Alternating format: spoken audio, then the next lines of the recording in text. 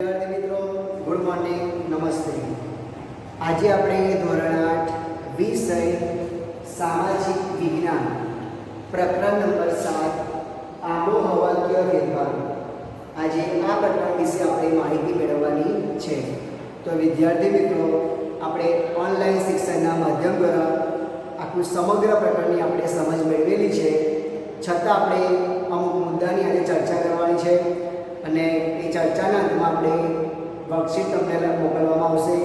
એ worksheet તમારે લખવાની છે. તો આજે આપણે પાઠનો સારાંશ એટલે કે મુખ્ય મુદ્દાની આજે આપણે ચર્ચા કરવાના છે અને ચર્ચાના અંતમાં આપણે પ્રશ્નો પણ તમને મોકલવામાં આવશે. તો વિદ્યાર્થી મિત્રો, આપણે સૌપ્રથમ સમજીએ બોર્ડ પર આપણને જે મુદ્દા આપેલા છે એ મુદ્દા આજે આપણે સમજવાનો પ્રયત્ન કરવાનો છે. તો સૌપ્રથમ આપણે મુદ્દો આપેલો છે વાતાવરણ. બરાબર છે, વાતાવરણ. તો આપણે વાતાવરણની તમને ખબર હોય તો વ્યાખ્યા આપણે શીખેલા કે પૃથ્વીની ચારે બાજુ આવેલું હવાનું આવરણ એને વાતાવરણ તરીકે ઓળખવામાં આવે છે. બરાબર છે. આપણે બુકની અંદર પણ એવી જ વ્યાખ્યા આપેલી છે કે પૃથ્વીની ચોતરફ, બરાબર, પૃથ્વીની ચોતરફ એટલે ચારે બાજુ જે વીંટળાઈને આવેલું જે હવાનું આવરણ છે એને વાતાવરણ કહેવામાં આવે છે. એટલે આપણે સામાન્ય રીતે સમજ્યા કે પૃથ્વીની આજુબાજુ એટલે કે પૃથ્વીની ચારે બાજુ જે હવાનું આવરણ જે વીંટળાયેલું છે એ હવાના આવરણને એ વાતાવરણ તરીકે ઓળખવામાં આવે છે. અને એ વાતાવરણમાં વિવિધ વાયુઓ આવેલા છે અને વિવિધ વાયુઓની હાજરીમાં એ વાતાવરણ આપણને જોવા મળે છે. ત્યારબાદ આપણે જોઈએ કે વાતાવરણને ઉદ્યોગો, કારખાના, પાવર સ્ટેશનો, વાહનો વગેરે એ વાતાવરણને દૂષિત કરે છે. એટલે કે વાતાવરણમાં એ પ્રદૂષણ ફેલાવે છે. મુખ્યત્વે આપણે જોઈએ તો હવાનું પ્રદૂષણ, બરાબર, જે આપણે ધુમાડો આપણે જોઈએ, ધુમાડો, હવા, રજકણો વગેરે દ્વારા આ હવાનું પ્રદૂષણ આપણને જોવા મળે છે. તો વાતાવરણની અંદર ઘણા બધા યાંત્રિક સાધનો પણ એવા છે કે જેના માધ્યમ દ્વારા આ વાતાવરણને દૂષિત કરવાનું કાર્ય કરે છે. બરાબર છે. ત્યારબાદ આપણે જોઈએ તો આબોહવાકીય ફેરફાર. આપણે ચેપ્ટરનું નામ છે આબોહવાકીય ફેરફાર. તો આબોહવાકીય ફેરફાર કોને કહેવામાં આવે છે એ પણ આપણને ખબર હોવી જોઈએ. તો આપણે વિદ્યાર્થી મિત્રો સમજીએ કે વૈશ્વિક તાપમાન વધવાથી, બરાબર, આપણે જોઈએ તો દિવસે દિવસે આપણે જોઈએ કે ચોમાસાની ઋતુ હોય તો પણ આપણને ગરમી વધારે લાગે છે, તાપમાન વધારે લાગે છે. તો આવું વૈશ્વિક તાપમાન વધવાથી વાતાવરણની અંદર તાપમાન, પવનની દિશા તેમજ ભેજ વગેરેમાં આપણને જે ફેરફાર દેખાય છે તો એ ફેરફારને આબોહવાકીય ફેરફાર તરીકે ઓળખવામાં આવે છે. બરાબર છે. આપણે આ ખાસ સમજવાનું છે કે વૈશ્વિક તાપમાનમાં વધારો થવાથી એટલે આખા વિશ્વની તાપમાન છે એ વિશ્વના તાપમાનની અંદર વધારો થવાથી તાપમાન, પવનની દિશા, ભેજ વગેરેના પ્રમાણમાં આપણને જે ફેરફાર જોવા મળે છે એ ફેરફારને આપણે આબોહવાકીય ફેરફાર તરીકે ઓળખીએ છીએ. ત્યારબાદ આપણે જોઈએ હવામાન. બરાબર છે. તો હવામાન કોને કહેવામાં આવે છે? તો પહેલું કોઈ પણ પ્રદેશનું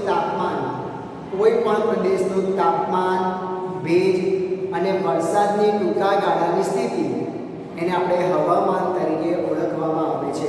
આપણે ખાસ યાદ રાખવાનું છે, કોઈ એક પ્રદેશની વાત કરવામાં આવેલી છે કે કોઈ પણ એક પ્રદેશનું તાપમાન, એનો ભેજ અને ટૂંકા ગાળાની વરસાદની સ્થિતિ, એ જે સ્થિતિ છે એને હવામાન તરીકે ઓળખવામાં આવે છે. તો આપણે જોયું હશે કે હવામાન ખાતાના જે લોકો છે એ બધા વરસાદની આગાહી કરતા હોય છે, બરાબર, ગરમીની પણ આગાહી કરતા હોય છે કે આ વર્ષે કેટલી ગરમી પડશે, આ વર્ષે કેટલો વરસાદ પડશે. અને એમની જે આગાહી હોય છે એ આગાહી હંમેશા સાચી પડતી હોય છે, કારણ કે એ લોકો જે આગાહી કરે છે એ તાપમાન, ભેજ અને વરસાદની સ્થિતિ, આ ત્રણ પરિબળોને ધ્યાનમાં રાખીને એ લોકો આગાહી કરતા હોય છે અને આગાહીના આધારે એમના અંદાજો સાચા પડે છે. બરાબર છે. બાકી આપણે જો આગાહી કરવા બેસીએ કે આવતીકાલે બહુ જ વરસાદ પડશે તો આવતીકાલે વરસાદ પડે જ નહીં, એટલે આપણી આગાહી ખોટી પડે. એટલે તાપમાન, ભેજ અને વરસાદની ટૂંકા ગાળાની પરિસ્થિતિ એને ધ્યાનમાં રાખીને આગાહી કરવામાં આવે છે. તો એને આપણે હવામાન તરીકે ઓળખીએ છીએ. વિદ્યાર્થી મિત્રો, હવે આપણે આગળનો મુદ્દો જોઈએ, ગ્રીન હાઉસ ઇફેક્ટ. બરાબર, આપણે ઓનલાઈન શિક્ષણ દ્વારા ગ્રીન હાઉસ ઇફેક્ટ અને ગ્લોબલ વોર્મિંગ એની ખૂબ જ સારી આપણે સમજણ મેળવી હતી. છતાં આપણે ફરી એકવાર જોઈ લઈએ કે આ ગ્રીન હાઉસ ઇફેક્ટ શું છે. તો આપણે જોઈએ કે ઠંડી આબોહવા ધરાવતા દેશોની અંદર સૂર્યની ગરમી ઓછી પડે છે. બરાબર છે. અમુક દેશો એવા છે જ્યાં સૂર્યના કિરણો સીધા પડે છે, એના દ્વારા ગરમી વધારે ઉત્પન્ન થાય છે. પણ જ્યાં સૂર્યના કિરણો ત્રાંસા પડે છે એવા દેશોમાં, એવા પ્રદેશોમાં ગરમી ઓછી પડે છે. તો ઠંડી આબોહવા ધરાવતા દેશોની અંદર સૂર્યની જે ઓછી ગરમી પડે છે એના લીધે વનસ્પતિ, ફળ, ફૂલ, છોડ વગેરેની વૃદ્ધિ અને વિકાસ જોવા મળતો નથી. તો વનસ્પતિને પૂરતા પ્રમાણમાં ગરમી મળી રહે એના માટે કાપડની છત, બરાબર, આપણે જોઈએ કે કાપડની છત કે કાચની છત એવી રીતે એ પૂરતા પ્રમાણમાં બનાવવામાં આવે છે કે કાપડની છત લગાડવામાં આવે છે અથવા તો એ કાચની છત લગાડવામાં આવે છે કે જેની મદદથી ગરમીનો સંગ્રહ કરવામાં આવે છે. તો એ જે પરિસ્થિતિ છે એને આપણે ગ્રીન હાઉસ ઇફેક્ટના નામે ઓળખીએ છીએ.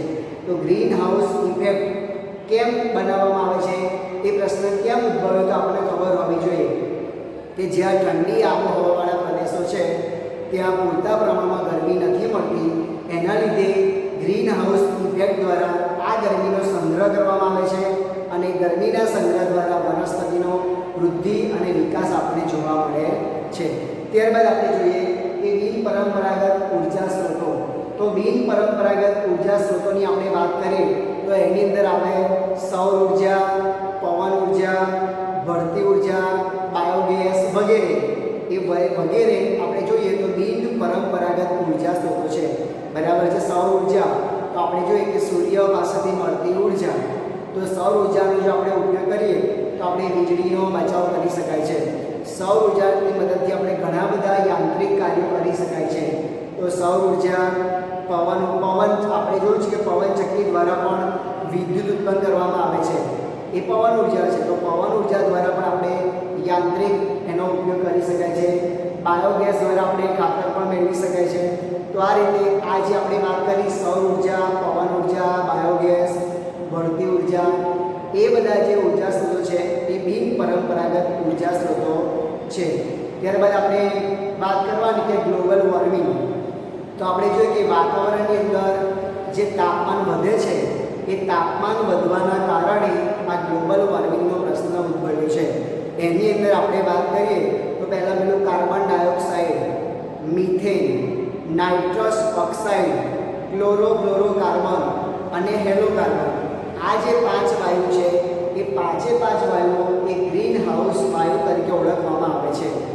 અને જ્યારે એ ગ્રીન હાઉસ વાયુઓનું પ્રમાણ વધે છે તો એના લીધે તાપમાનમાં વધારો થાય છે અને તાપમાનમાં વધારો થાય છે એને આપણે ગ્લોબલ વોર્મિંગ તરીકે ઓળખીએ છીએ.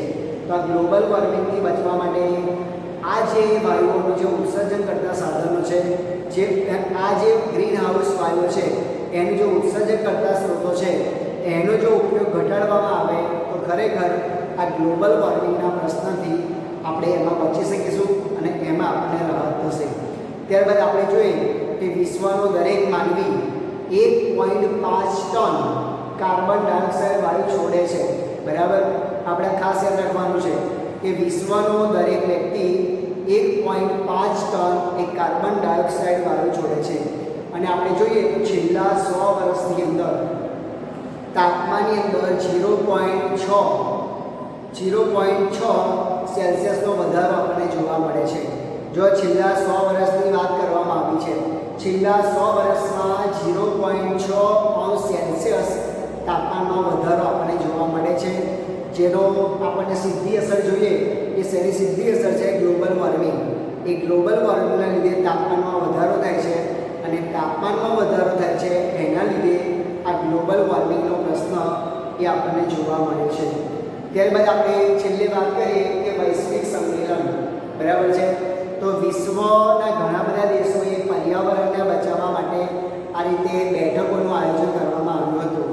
તો પર્યાવરણને બચાવવા માટે સૌપ્રથમ આપણે જોઈએ તો ઈસવીસન 1972માં આપણે જોઈએ તો સ્વીડનનું પાટનગર સ્વીડનના પાટનગર સ્ટોકહોમ ખાતે એ પર્યાવરણને બચાવવા માટે સૌપ્રથમ બેઠકનું આયોજન કરવામાં આવ્યું હતું. વિદ્યાર્થી મિત્રો, આપણે ખાસ યાદ રાખવાનું છે કે પર્યાવરણને બચાવવા માટે ક્યારે બેઠકનું આયોજન કરવામાં આવ્યું હતું. તો ઈસવીસન 1972માં સ્વીડનના પાટનગર સ્ટોકહોમ ખાતે એ પર્યાવરણને બચાવવા માટે સૌપ્રથમ બેઠક એ બોલાવવામાં આવી હતી.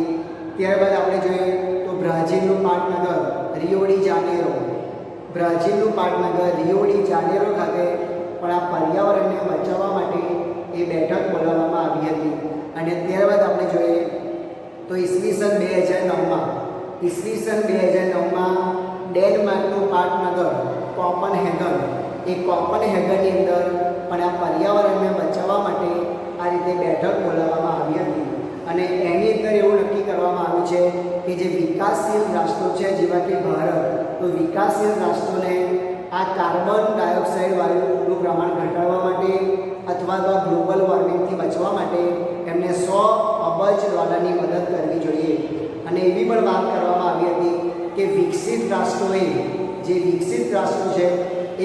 રાષ્ટ્રોએ કાર્બન કટની નીતિનો ગંભીરપણે અમલ કરવો જોઈએ. કાર્બન કટ એટલે કે કાર્બન ડાયોક્સાઇડ વાયુ જે ઉત્પન્ન કરે છે એવા ઉર્જા સ્ત્રોતોનો ઘટાડો કરવો જોઈએ, એવા સાધનોનો ઘટાડો કરવો જોઈએ. તો વાતાવરણની અંદર કાર્બન ડાયોક્સાઇડનું પ્રમાણ ઓછું થવું જોઈએ. તો એ કાર્બન ડાયોક્સાઇડનું પ્રમાણ ઓછું કરવા માટે કાર્બન કટની પદ્ધતિનો અમલ કરવામાં આવ્યો હતો. જેનું આપણે જોઈએ તો એની અંદર વાત કરવામાં આવી હતી કે પહેલાં તો વૃક્ષોનું સંવર્ધન, જે વૃક્ષોનું છેદન થાય છે એ વૃક્ષોનું છેદન અટકાવવું જોઈએ, વૃક્ષારોપણ કાર્યક્રમ થવો જોઈએ. તો જેની મદદથી વધારેમાં વધારે જો વૃક્ષો વાવવામાં આવશે તો કાર્બન ડાયોક્સાઇડ વાયુનું પ્રમાણ એ ઘટશે. કારણ કે વૃક્ષો એ કાર્બન ડાયોક્સાઇડ વાયુ મેળવે છે અને પોતે આપણને ઓક્સિજન વાયુની ભેટ આપે છે. તો કાર્બન કટની જે નીતિ છે એની અંદર કાર્બન ડાયોક્સાઇડ વાયુનું પ્રમાણ ઘટશે તો જ ઓક્સિજનનું પ્રમાણ વધશે. એ માનવ જીવન માટે ખરેખર એ હિતાવહ બન્યું છે. છેલ્લી આપણે વાત કરી લઈએ કે વિશ્વની અંદર સરેરાશ જે વ્યક્તિ છે, વિશ્વમાં સરેરાશ માનવી એ 4.5 મેટ્રિક ટન એ કાર્બન એ ગ્રીનહાઉસ વાયુનું ઉત્સર્જન કરે છે. આપણે ખાસ યાદ રાખવાનું છે કે વિશ્વનો સરેરાશ માનવી 4.5 મેટ્રિક ટન, ત્યારબાદ ભારતનો માનવી 1.2 મેટ્રિક ટન અને યુએસએનો માનવી એ 20.6 મેટ્રિક ટન ગ્રીનહાઉસ વાયુનું ઉત્સર્જન કરે છે. ફરી એકવાર બોલી જાઉં કે વિશ્વનો સરેરાશ વ્યક્તિ 4.5 મેટ્રિક ટન, ભારતનો માનવી 1.2 મેટ્રિક ટન અને યુએસએનો માનવી એ 20.6 મેટ્રિક ટન એ ગ્રીનહાઉસ વાયુનું ઉત્સર્જન કરે છે.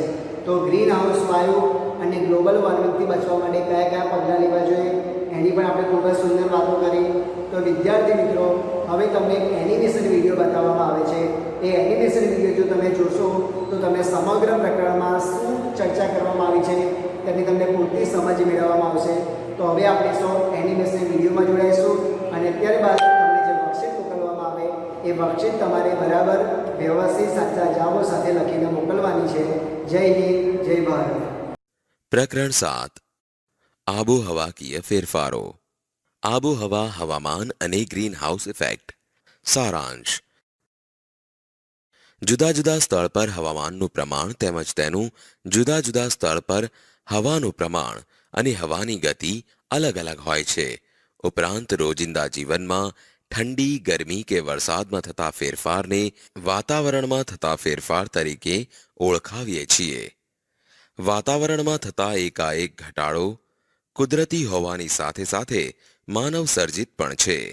લોકો દ્વારા થતી પ્રવૃત્તિઓની અસર વાતાવરણ પર પડે છે. સૈદ્ધાંતિક સમજ. વાતાવરણમાં થતા ફેરફારને સમજવા માટે કેટલીક સંકલ્પનાઓ સમજવી જરૂરી છે, જે નીચે મુજબ છે. જેમ કે સૌપ્રથમ વાતાવરણ એટલે શું?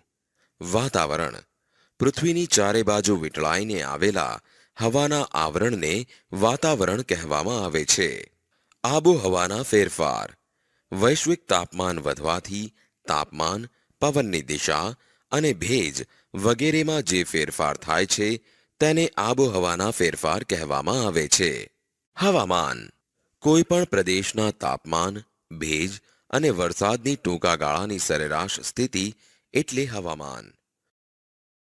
આબોહવા કોઈ પણ પ્રદેશના 35થી વધારે વર્ષોના સરેરાશ તાપમાન, ભેજ અને વરસાદની સરેરાશ સ્થિતિ એટલે આબોહવા.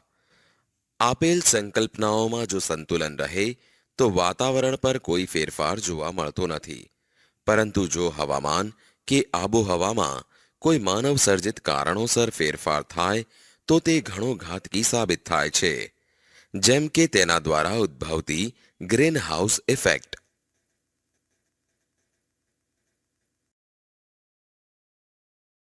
ગ્રીન હાઉસ ઇફેક્ટ ઠંડી આબોહવાવાળા દેશોમાં સૂર્યતાપ ઓછો મળતો હોવાથી છોડ, શાકભાજી અને વૃક્ષોનો વિકાસ અટકે છે.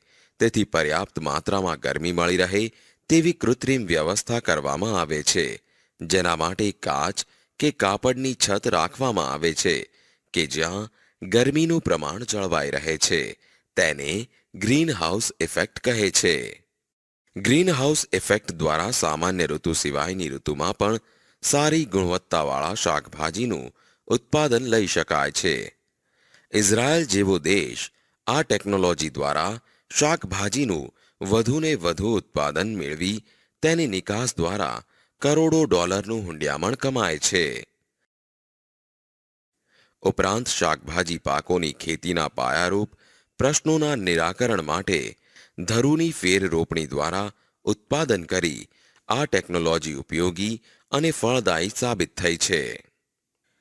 પ્રકાશની ગુણવત્તાનો આધાર તેના કિરણોની લંબાઈ અને પ્રકાશના સમયગાળાનો આધાર ઋતુ અને વિસ્તાર પર રહેલો છે. તેથી આ પરિબળને પાકની જરૂરિયાત મુજબ નિયંત્રણમાં લાવી શકાય છે. ગ્લોબલ વોર્મિંગ સારાંશ. ભૂતકાળમાં જ્યારે સૂર્યમંડળની રચના થઈ અને પૃથ્વીએ સૂર્યની ફરતે પ્રદક્ષિણા કરવાનું શરૂ કર્યું ત્યારે પૃથ્વી એ ફક્ત ગરમ ગોળા સ્વરૂપે હતી. લાખો વર્ષ બાદ પૃથ્વીનો ગોળો ઠર્યા બાદ તેની સપાટી પરનું પડ સખત બન્યું, જેને આપણે ધરતી કહીએ છીએ. પૃથ્વી પર વર્ષો સુધી જ્વાળામુખીઓ ફાટવાની, વરસાદ અને બાષ્પીભવનની ઘટમાળા ચાલી, જેના દ્વારા સમુદ્રો બન્યા. સૈદ્ધાંતિક સમજ. પૃથ્વી પરના કાર્બન ડાયોક્સાઇડ પાણીમાં દ્રાવ્ય હોવાને કારણે સમુદ્રમાં અને કાર્બોનેટ ખડક સ્વરૂપે પૃથ્વીના પેટાળમાં દબાઈ જાય છે. પૃથ્વી પર તેનું પ્રમાણ 70થી ઘટીને 0.003% રહ્યું, જેથી પૃથ્વી ઉપર વાતાવરણ અસ્તિત્વમાં આવ્યું. સૂર્ય પરથી પૃથ્વી પર આવતા કિરણો વાતાવરણમાંથી પસાર થતા પૃથ્વી પર પડે છે. આ કિરણોમાંના કેટલાક કિરણો વાતાવરણમાં શોષાઈ જાય છે અને કેટલાક કિરણો અંતરિક્ષમાં પાછા ફરે છે. પૃથ્વી પર એક ધારા વાતાવરણને પરિણામે ઋતુઓ શક્ય બની અને એક કોષી જીવથી લઈને માનવી સુધીનું જીવન સરળ બન્યું. ઔદ્યોગિક યુગમાં માનવીએ જાણે કુદરત સાથે હરીફાઈ શરૂ કરી. પેટ્રોલિયમનો બેફામ વપરાશ, વીજ ઉત્પાદન માટે કોલસો બાળીને મોટા મોટા કારખાનાઓ માટે બળતણના ઉપયોગ દ્વારા પૃથ્વી પર કાર્બન ડાયોક્સાઇડ અને ઝેરી વાયુઓનું પ્રમાણ ભયજનક કક્ષાએ લાવીને મૂક્યું છે, જેને આપણે ગ્લોબલ વોર્મિંગ તરીકે ઓળખતા થયા છીએ. ગ્લોબલ વોર્મિંગ એટલે પૃથ્વીના વાતાવરણને ગરમ કરનારી green house effect. Greenhouse effect એટલે કે સૂર્યના કિરણો સાથે આવતી ગરમીને વાતાવરણમાં આવ્યા પછી પૃથ્વી પર અથડાઈને પરાવર્તન પામી પાછી અવકાશમાં જવા ન દેવાય તેવી સ્થિતિ. પૃથ્વીના તાપમાનમાં થતો વધારો. સારાંશ. સમગ્ર દુનિયા અત્યારે ગ્લોબલ વોર્મિંગના કારણે ચિંતિત છે. દિન પ્રતિદિન સમગ્ર પૃથ્વીના તાપમાનમાં વધારો થતો જોવા મળે છે. પૃથ્વી પર અતિશય ગરમી પડવી અતિશય વરસાદ પડવો અને ઋતુમાં થતું અનિયમિત પરિવર્તન વગેરે ઘટનાઓ સામાન્ય બની છે. પૃથ્વીના તાપમાનમાં થતો વધારો. સારાંશ. સમગ્ર દુનિયા અત્યારે ગ્લોબલ વોર્મિંગના કારણે ચિંતિત છે. દિન પ્રતિદિન સમગ્ર પૃથ્વીના તાપમાનમાં વધારો થતો જોવા મળે છે. પૃથ્વી પર અતિશય ગરમી પડવી, અતિશય વરસાદ પડવો અને ઋતુમાં થતું અનિયમિત પરિવર્તન વગેરે ઘટનાઓ સામાન્ય બની છે. સૈદ્ધાંતિક સમજ. ગ્રીનહાઉસ ઇફેક્ટમાં સક્રિય ફાળો આપતા વાયુઓ જેવા કે carbon dioxide, methane, nitrous oxide, chlorofluorocarbon એટલે કે CFC અને હેલો કાર્બનને ગ્રીનહાઉસ વાયુઓ તરીકે ઓળખવામાં આવે છે. પૃથ્વીના તાપમાનમાં છેલ્લા 100 વર્ષોમાં 0.6°C વધારો થયો છે. જુદા જુદા વાયુઓનું પ્રમાણ જેવા કે કાર્બન ડાયોક્સાઇડ 64%, ક્લોરોફ્લોરા કાર્બન 65%, મિથેન 10% અને હેલો કાર્બન 0.5%નો સમાવેશ થાય છે. આમ વિશ્વનો દરેક માનવી 4.5 મેટ્રિક ટન કાર્બન ડાયોક્સાઇડ એટલે કે CO2 છોડે છે. આજથી 100 વર્ષ પહેલા CO2 275 ppm હતો, જે આજે 350 ppm થયો છે. ppm એટલે પાર્ટ પર મિલિયન એટલે કે 10 લાખનો એક ભાગ એટલે કે 0.28%, તો 280 ppm કહેવાય. પૃથ્વીને ગરમ કરવામાં જવાબદાર પરિબળો. વસ્તુ થર્મલ પાવર મથક 200 મેગાવોટ. સમય વાર્ષિક. ગ્રીનહાઉસને અસર કરતા વાયુનું ઉત્સર્જનનું પ્રમાણ 9 લાખ ટન. વસ્તુ મોટર કાર વાર્ષિક. સમય વાર્ષિક 17 કરોડ ટન ઉત્સર્જનનું પ્રમાણ. વસ્તુ એસી સરેરાશ 2 કલાક. સમય 24 કલાક. ઉત્સર્જનનું પ્રમાણ 2230 કિલોગ્રામ.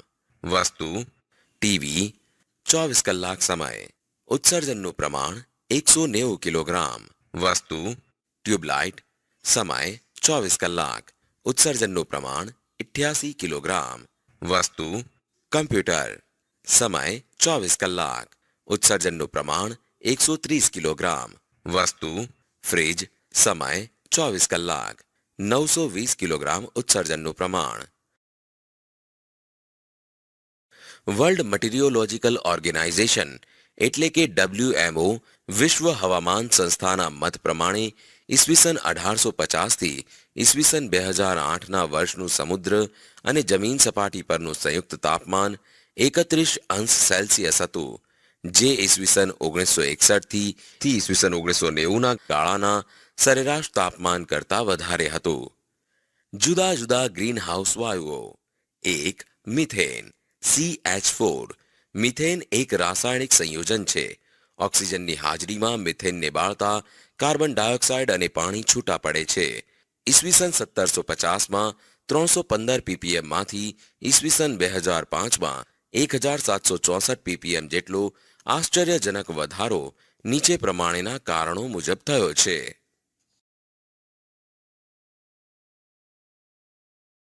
પશુઓના શ્વાસોશ્વાસ અને ચયાપચયની ક્રિયાને લીધે 14 કરોડ ટન ઉત્સર્જન. ડાંગરની ખેતીના લીધે 15 કરોડ ટન ઉત્સર્જન. સેન્દ્રિય કચરો સડવાથી 7 કરોડ ટન ઉત્સર્જન. 2. Nitrous oxide N2O.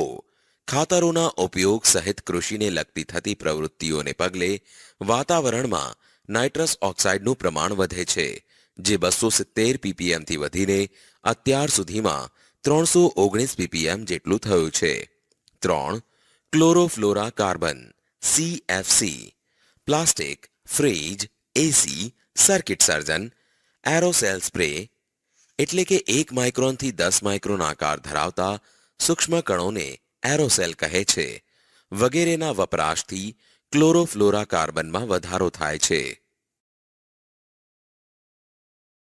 એક વ્યક્તિ દ્વારા પ્રતિદિન જે વસ્તુઓ ગ્રહણ કરવામાં આવે છે તેમાં લગભગ 80% વાયુઓ હોય છે. એક વ્યક્તિ પ્રતિદિન 22,000 વખત શ્વાસ લે છે, તેથી તે ઓક્સિજનયુક્ત વાતાવરણમાંથી 16 કિલો જેટલા વાયુનું સેવન કરે છે.